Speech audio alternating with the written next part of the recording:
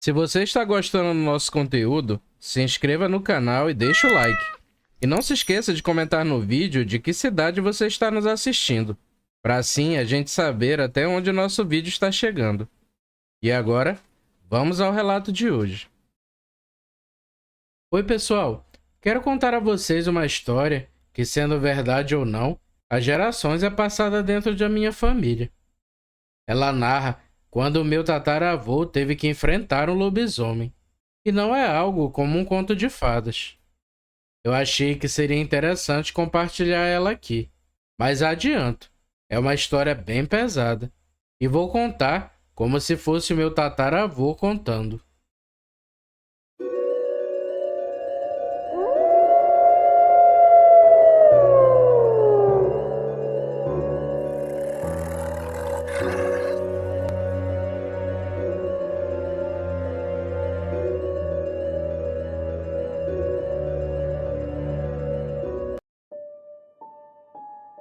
Me chamo Vincenzo. Quando novo, morava em uma comunidade um pouco próxima da cidade. Era por volta dos anos 30, uma era antiga e com pouca modernidade. O local em que morávamos era calmo, e nosso sustento vinha da agricultura e criação de animais. E todos ali viviam em tranquilidade. Todos se conheciam e se respeitavam. Porém, os tempos de calmaria foram acabando. As criações começaram a desaparecer e as plantações a serem destruídas. As criações, quando atacadas, nem sempre eram devoradas, e sempre mais de um animal era abatido. No começo, todos pensamos que era algum animal selvagem, e era mais ou menos isso mesmo. Sendo um local meio isolado, os moradores locais notaram que toda sexta-feira, numa estrada específica que ficava aos arredores da comunidade, um animal era visto correndo e berrando durante a noite. Daí, a teoria do animal selvagem começou a fazer ainda mais sentido, e sempre quando o dia clareava, eram vistos rastros e sangue nessa estrada. Às vezes, o animal até arrastava a carcaça de alguma criação justamente para essa estrada isolada. Daí, o prejuízo começou a afetar todos os moradores da região, em especial seu Virgílio. A propriedade dele ficava bem próxima a essa estrada em questão, e sendo a primeira ali perto, o animal selvagem sempre atacava suas criações, mais do que a dos outros. O seu Virgílio era um senhor na casa dos 60 anos, que morava sozinho. Ele ficou viúvo muito cedo, e quanto aos seus filhos, todos moravam na capital. O seu Virgílio decidiu ficar de tocar em sua propriedade, para pôr um fim naquela situação, mas talvez seu erro foi não ter pedido ajuda a ninguém. Como eu havia dito, esse animal surgia berrando nessa estrada específica, e passando um pouquinho de lá, se chegava na propriedade do seu Virgílio. A minha casa ficava mais ou menos afastada da propriedade dele, mas era a mais próxima.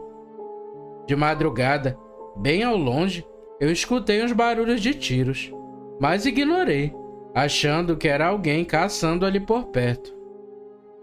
Mas, nos primeiros raios de sol do dia, o Lucélio, que era um conhecido meu, saiu nas propriedades. Ele gritava aflito, pedindo a todos os homens que fossem até ele.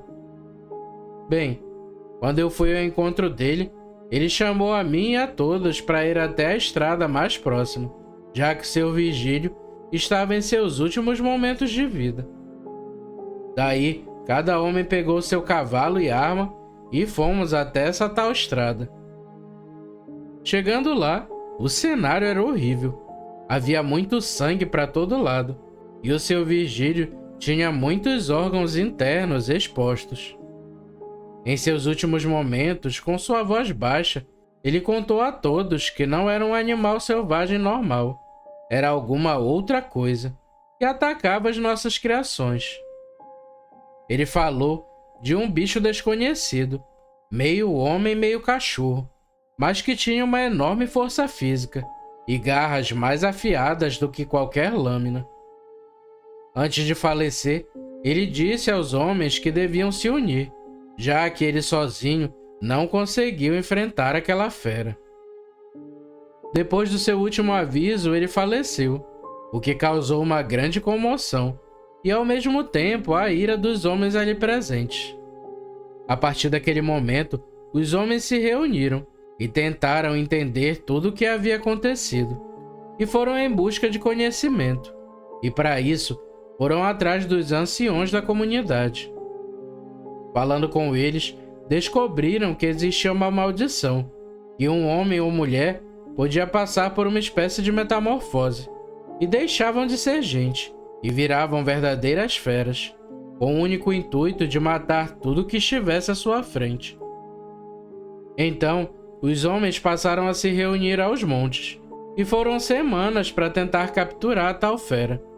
E agora, não ceifava somente animais, mas havia também ceifado a vida de um morador. Todos notaram que a tal criatura ia atrás de vítimas mais fracas, locais em que idosos moravam sozinhos ou que tinham muitas mulheres e crianças na mesma casa.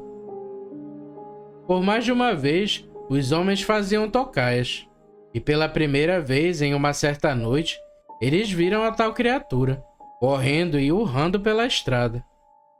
Era algo inumano, que causou pavor em todos ali reunidos. A criatura, assim que os viu, os atacou ferozmente, e não se amedrontava pela quantidade de pessoas que tinha que enfrentar. Com garras afiadas, atacava quem conseguia, e naquela ocasião, muitos homens saíram feridos. E quem participou desse confronto relatava a mesma coisa. Era grande e aparentava ser um cachorro, mas que andava em 2 pernas e corria como um cão. A única explicação é que havia algum forasteiro naquelas redondezas e virava aquela coisa, já que nada do tipo nunca havia acontecido naquele lugar.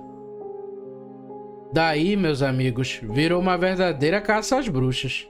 Mesmo no período do dia, os homens adentravam as matas atrás dos rastros, até que pareciam ter encontrado o covil da criatura.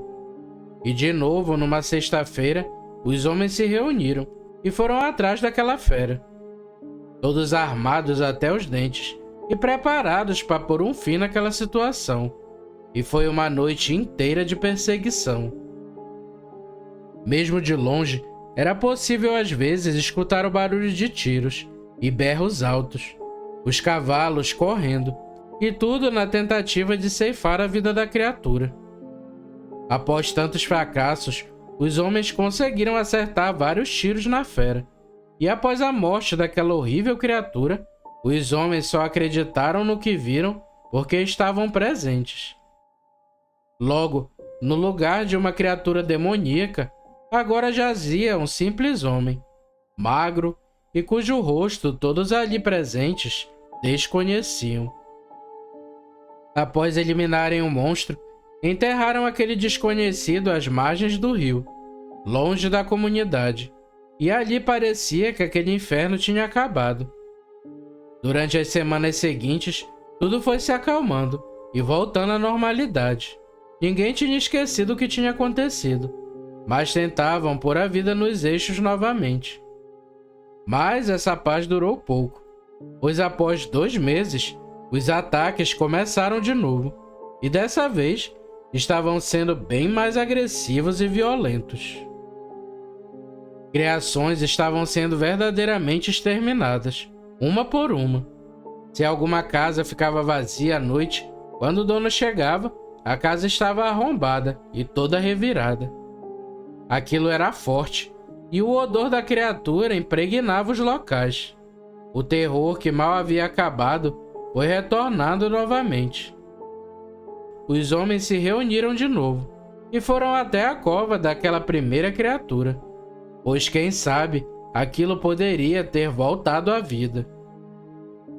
Porém, quando todos os homens chegaram ao local da cova da criatura, notaram que a cova permanecia intacta. Mesmo assim, abriram a cova e o corpo permanecia ali. Então a resposta só era uma: havia mais de uma dessas feras correndo por aí. E à medida em que os dias se passavam, tudo ficava mais caótico. Mais casas eram invadidas e destruídas, e aquela nova fera fazia questão de passar uma mensagem, que não ia parar enquanto não se vingasse. Certa noite, de novo os homens se reuniram e saíram. Quanto a mim, eu estava preocupado com a minha esposa, que tinha recém dado à luz ao nosso primeiro filho, e eu estava com receio de deixá-la sozinha, mas era necessário ajudar os outros. Eu mandei a minha esposa fechar bem a casa e me esperar. Então, saí com os outros homens, pois, como eu disse, precisávamos pôr um fim em tudo aquilo. Naquela noite, perseguimos a outra fera, mas perdemos seu rastro. Até que o Lucélio encontrou novamente os rastros dela, e todos seguimos os sinais. Mas, à medida em que eu fui fazendo o caminho, fui começando a ficar aflito. Aquele caminho dava certo na direção da minha casa, e, quando percebi isso, galopei no meu cavalo o mais rápido que conseguia e deixei todos para trás.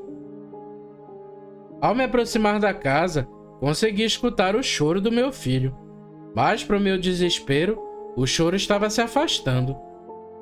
Quando entrei em casa, minha esposa estava aos prantos e só apontou para a porta da cozinha. Eu corri e só vi uma silhueta grande carregando meu filho, enquanto o bichinho chorava.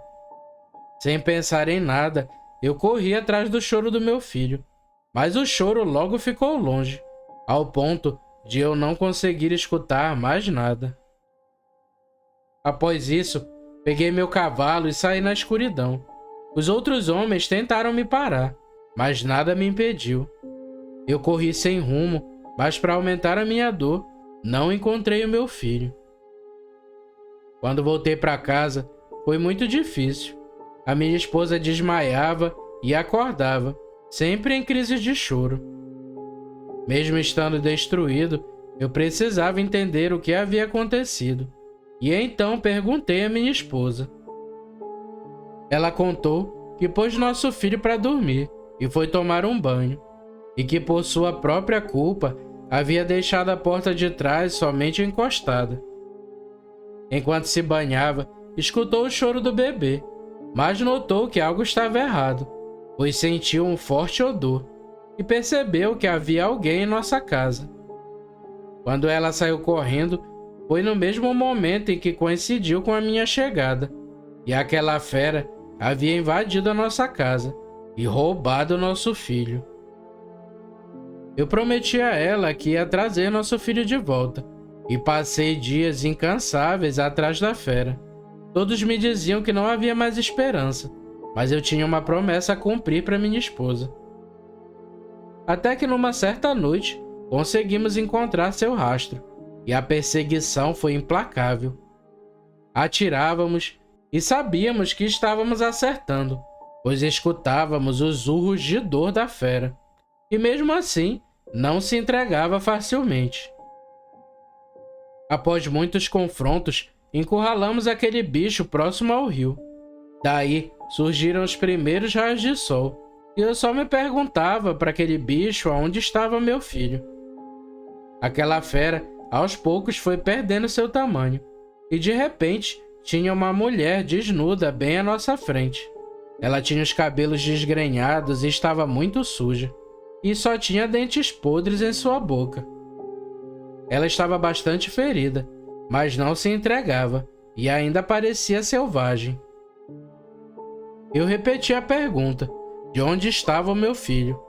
A mulher só ria e não me respondia, e eu estava a ponto de fazer uma loucura. Até que aquela mulher de rosto desconhecido disse que tínhamos matado seu marido e que ela fazia questão de causar a mesma dor em nós. Quando perguntei pela última vez pelo meu filho, ela riu e disse que ele estava delicioso e que tinha sido prazeroso tirar a vida dele. Daí, eu fiquei descontrolado e atirei várias vezes, até que fui contido pelos outros homens. E aquela mulher fera já estava sem vida no chão. Após isso, tomamos a decisão de enterrá-la na mesma cova de seu marido. E quanto a mim, tinha que ser forte e contar para minha esposa que, infelizmente, havíamos perdido nosso filho. Quando todos nós retornamos, contei tudo a minha esposa, que chorava bastante. Eu também queria me entregar para a dor, mas tinha que apoiar ela. Após tudo isso, nenhuma fera voltou a aparecer naquela região, e novamente retomamos as nossas vidas. Eu acredito que aquelas feras viviam juntas, e permaneceram assim mesmo após a morte. Isso foi um fato que marcou a todos os moradores dali, e muita gente chegou até a abandonar o local.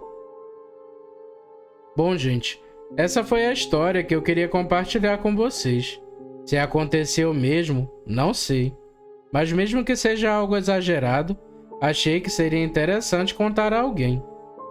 Mas pela descrição, meu antepassado perdeu um filho para um lobisomem. E isso foi muito triste. Bem, agradeço o espaço aqui para contar o meu relato e desejo muito sucesso ao canal.